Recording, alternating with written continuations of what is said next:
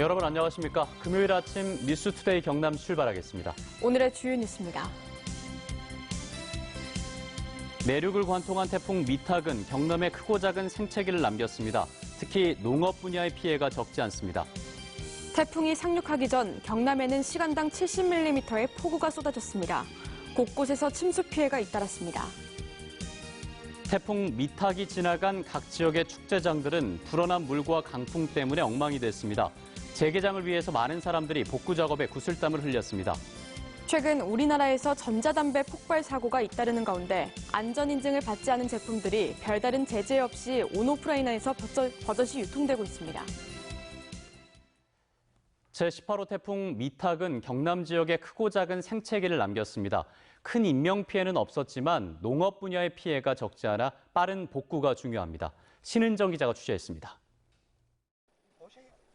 수확을 앞둔 벼가 물속에 잠겼습니다. 토마토 모종이 심긴 비닐하우스도 물바다가 되긴 마찬가지입니다. 지형적인 영향에다 배수 관리마저 제대로 안 되면서 물이 제때 빠져나가지 못한 겁니다. 제18호 태풍 미탁의 영향으로 벼 688헥타르를 포함해 농작물 1,239헥타르가 침수 피해를 입었습니다. 자식같이 키운 농작물이 이런 현상이 오다 보니까 쉽게 말하면 속에 잠도 오지 않고 밥도 넘어가지 않는 그런 상황입니다. 누런 흙이 인근로를 덮쳤습니다.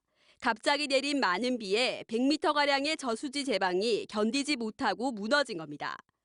통영에선 축사가 침수되며 가금류 6천 마리가 숨지는 피해가 발생했습니다. 복구 작업도 진행됐습니다. 침수됐던 도로에 모래와 흙을 치우기 위해 살수차를 이용해 물을 뿌리고 쓸어내는 작업이 계속됐습니다. 상가와 주택에선 물에 젖은 집기를 정리하고 말리느라 하루 종일 구슬땀을 흘렸습니다. 3시 때까지 내가 일을 했어요. 세 사람처럼 씻고 다 했는데 지금 나오니까 또 해야 됐잖아요. 1,500여 명의 인력과 400여 대의 차량과 장비가 동원됐지만 완전한 복구까지는 시간이 걸릴 것으로 보입니다. 경상남도는 침수 또는 넘어진 벼는 물빼기디 건조해 산물벼로 수매하고 떨어진 과일은 생식용과 가공용으로 구분해 수매하는 등 대책 마련에 행정력을 집중할 계획입니다. MBC 뉴스 신은정입니다. 제18호 태풍 미탁은 상륙 전에 강한 비구름대를 먼저 몰고 왔습니다. 이로 인해 경남에서는 태풍이 상륙하기 전인 초저녁 시간대에 집중호우로 인한 침수 피해가 잇따랐습니다. 이재경 기자가 보도합니다. 창원시 마산 해운구의 한 아파트 지하 주차장. 천장에 설치된 배수관에서 물이 폭포수처럼 쏟아져 내립니다. 아파트 주민들은 너도 나도 뛰쳐나와 바가지로 물을 퍼냅니다. 1층에서 또 지하 쪽으로 흘러 들어가고 또 지하 쪽에 파이프가 틀어져서 1층, 지하 2층까지 물이 잠수되어서 주민들이 굉장히 놀랐습니다. 이런 적이 없었는데. 창원의 한 해안도로에는 구두수선 점포가 빗물에 쓸려 둥둥 떠다닙니다. 특히 퇴근 시간대인 저녁 7시를 기점으로 폭우가 집중되면서 창원과 진주 등 도내 도로 33곳이 통제됐고 차량들은 거의 멈춰서다시피 했습니다. 또 창원의 한 시내 도로는 인근 학교에 쌓아뒀던 토사물이 쏟아지면서 순식간에 진흙탕으로 변해버렸습니다. 흙이 지금 내려와가지고 이걸 막다 보니까 배수가 안 돼가지고 지금 이쪽에 많이 잠겨 있었거든요, 아까는요. 근데 이 상태인 줄은 몰랐어요. 당초 태풍은 자정에서 새벽 사이에 경남을 지날 것으로 예보됐지만 강한 비구름대를 먼저 몰고 오면서 저녁 7시쯤 시간당 70mm에 가까운 폭우를 쏟아냈습니다. 이에 따라 주택과 아파트, 도로 침수 등 피해 신고가 600건을 넘겼는데 창원과 통영에 60%가량이 집중됐습니다. MBC 뉴스 이재경입니다. 태풍 미탁의 영향으로 경남에선 학교, 강당, 누수 등 교육시설 15곳에서 피해가 발생했습니다. 경남교육청에 따르면 고성 회화초등학교 강당과 거제 양정초등학교 병설유치원에서 누수가 발생했고 밀양 나노마이스터고에선 신관과 운동장 침수, 담장 파손 등의 피해가 났습니다. 또 통영에선 유영초등학교 외벽 마감재가 떨어졌고 충무여중 본관동 교실과 복도가 침수되는 등 초등학교 10곳과 중학교 3곳, 고등학교 1곳에서 크고 작은 피해가 났습니다. 한편 경남교육청 교육연구정보원에선 정전사고와 누수 피해가 발생했습니다. 경남권 낙동강 수계 5곳에 발령된 홍수특보 가운데 의령 정암교와 밀양 용삼동, 합천 황강교 구간에 발효된 홍수주의보가 해제됐습니다. 낙동강 홍수통제소는 어제 오후 의령 정암교와 밀양 용삼동, 합천 황강교 구간에 발효됐던 홍수특보를 해제하고 오늘 아침 6시 20분을 기점으로 함안 개내리 구간에 내려졌던 홍수특보를 추가 해제했습니다. 한편 밀양 삼량진교 구간에 내려졌던 홍수경보는 어제 저녁 9시 30분을 기점으로 홍수주의보로 변경됐습니다.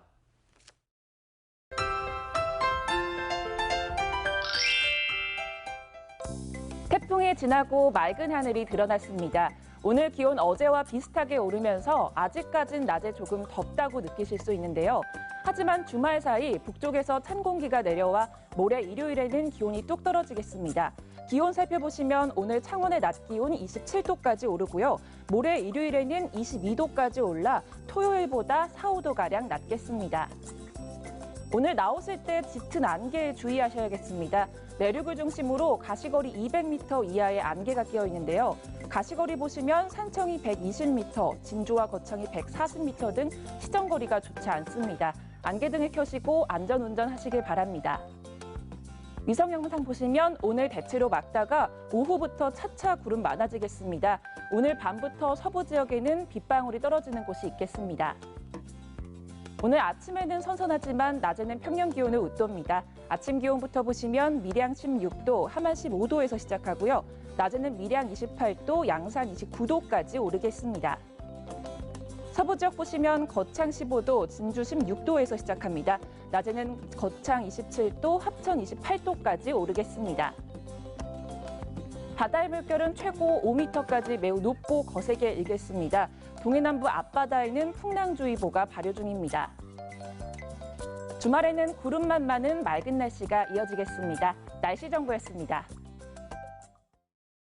어제 오후 태풍 미탁의 영향으로 창원시 마산하포구 교방동 일대에 상수관로 연결부가 이탈하면서 발생한 단수 사태가 복구 완료됐습니다.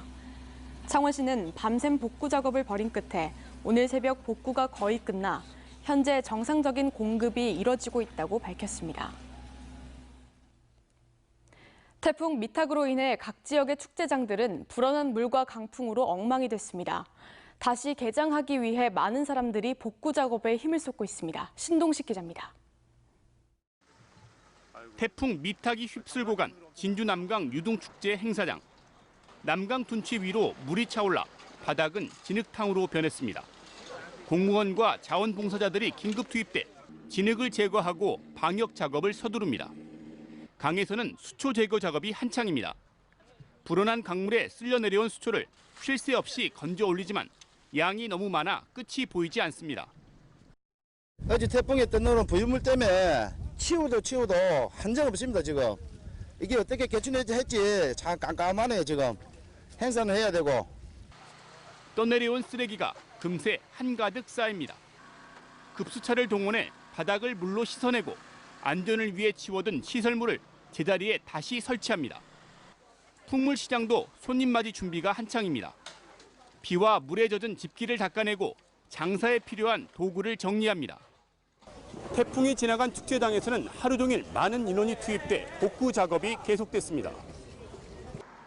하지만 풍물시장의 일부 구역은 강물이 빠지지 않아 복구 작업은 시작도 못했습니다. 한 상인은 물에 떠오른 상품이 떠내려가지 않게 끈으로 꽁꽁 묶어둔 채 밤새 애를 태웠습니다. 이렇게 되면 이제 까먹고 가거든요.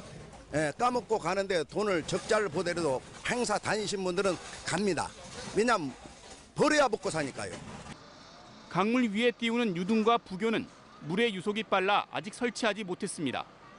야외에서 치러지는 축제여서 태풍이 불 때마다 시설물을 철거하고 쓰레기를 치우며 축제를 다시 준비하는 어려움이 되풀이되고 있습니다. 많은 사람들의 노력으로 제 모습을 찾아가고 있지만 완전한 복구까지는 시간이 더 필요해 보입니다. MBC 뉴스 신동식입니다. 네, 다음 뉴스입니다. 최근 전자담배 폭발 사고가 잇따르면서 안전성 검증이 도마 위에 올랐습니다. 알고 보니 전자담배 배터리들이 모두 안전인증을 받지 않은 제품이었는데요. 그런데 취재 결과 여전히 별다른 제재 없이 온오프라인에서 유통되고 있었습니다. 보도에 서창우 기자입니다. 주머니에서 불꽃이 튀자 깜짝 놀란 남성이 도망치듯 이리저리 뛰어다닙니다. 전자담배를 입에 갖다 대자 시커먼 연기와 함께 폭발합니다. 국내에서도 지난 3월과 5월 전자담배가 폭발하면서 남성 한 명은 얼굴뼈가 부러지고 한 명은 화상을 입었습니다. 모두 안전인증을 받지 않은 배터리가 장착된 전자담배를 쓰다 사고가 난 겁니다. KC가 없고 테스트 리포트가 없기 때문에 얘네들이 어디서 만든지도 모르고 그리고 여기에 적혀있는 회사 라벨이 맞는지도 모르고 불량에 대한 반품할 수도 없습니다. 그렇다면 미인증 제품을 지금도 살 수 있는지 판매점을 찾아가 봤습니다. 외장형 배터리를 달라고 하자 안전인증까지 받았다는 대기업 제품을 건넵니다.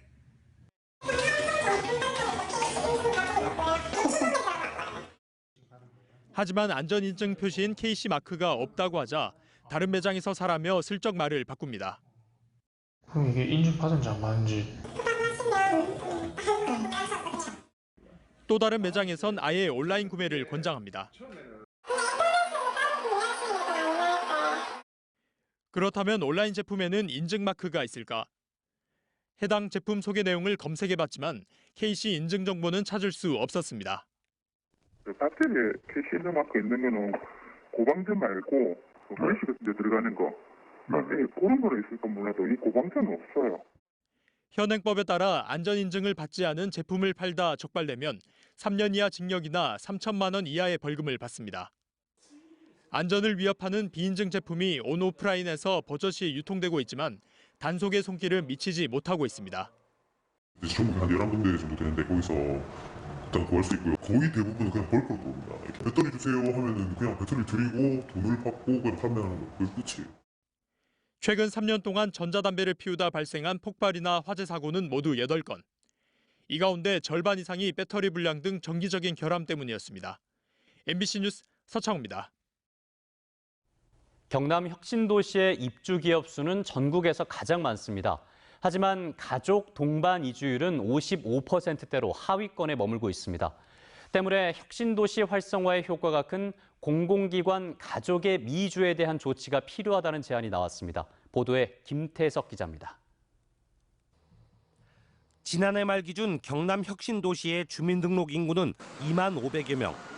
한전 본사 등이 이주한 광주 전남 혁신도시 3만 800여 명에 못 미치는 건 물론이고 전국 10개 혁신도시 가운데 6위에 머물렀습니다. 특히 가족 동반 이주율은 55.5%, 8위로 하위권이었는데 미혼과 독신까지 포함한 통계란 걸 감안하면 실제 가족 전체 이주는 절반도 되지 않을 것으로 추정됩니다. 반면 LH를 놓고 경쟁하다 국민연금공단을 유치한 전북혁신도시의 경우 정주 인구는 2만 7천 명으로 2위, 가족 동반 이주율은 70.1%로 3위를 기록했습니다. 이 같은 결과는 이주 효과가 큰 대형 공공기관들이 가족 동반 이주에 적극적이지 않은 탓도 있습니다. 경남의 입주 기업 수는 올해 초 기준 213개로 다른 지역보다 매우 많지만 인구와 이주율은 폭발적으로 늘지 않고 있습니다. 입주기관과 기업의 입장에서는 지역경제 활성화를 원하는 해당 자치단체의 입장을 고려해서 정주 인구와 또 직원들의 가족 동반 이주를 높여나가는 그런 대책을 함께 고민해야 될 때라고 봅니다. 행정에서도 다른 혁신도시의 정책을 꼼꼼히 분석하고 경남에 적용할 방안도 찾아야 할 것으로 보입니다. MBC 뉴스 김태석입니다. 투데이 경남입니다.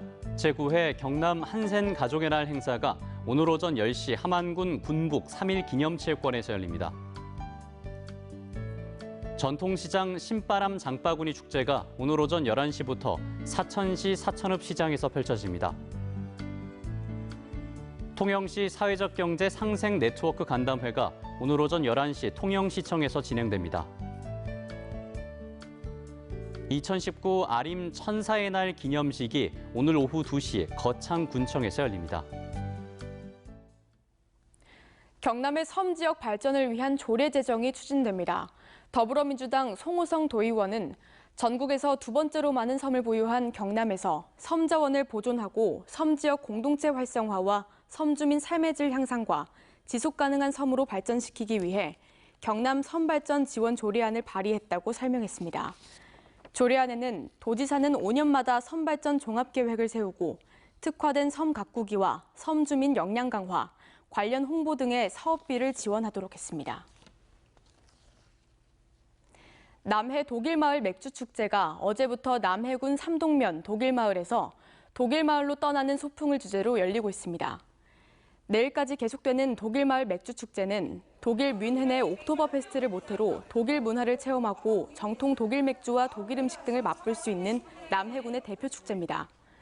태풍 미탁의 영향으로 어제 열릴 예정이던 하동 평사리 황금 들판 축제는 내일부터 9일까지로 행사가 연기됐습니다.